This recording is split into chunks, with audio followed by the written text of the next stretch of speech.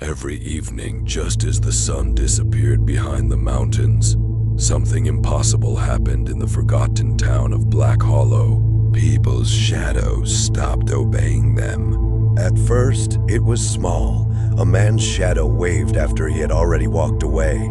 A child's shadow refused to jump when everyone else did. The townspeople laughed until the shadows began making decisions of their own. One woman watched in horror as her shadow slowly pointed toward the old abandoned clock tower.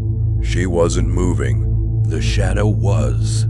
Soon, every shadow in town gathered around the tower at exactly midnight. No one knew why. Those brave enough to follow claimed they heard whispers coming from the darkness. "We've been waiting." The next morning, those people remembered nothing. Night after night, the shadows grew stranger. Some stretched impossibly long. Others climbed walls without their owners. One farmer swore he saw two shadows following him, even though he was completely alone. Then came the final night.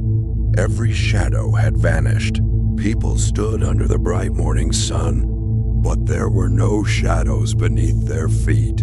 Panic spread instantly. Without warning, the church bell rang by itself. The townspeople turned toward the clock tower. Standing at the top were hundreds of dark human-shaped silhouettes, silent, watching.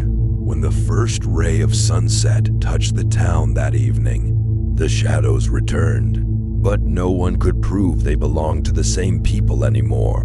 Some say that if you ever visit Black Hollow at sunset, never look directly at your own shadow, because if it smiles before you do, it may no longer be yours. If you love strange mysteries and impossible stories, don't forget to like, share, and follow 404 Oddities, and tell me in the comments, which country are you watching from?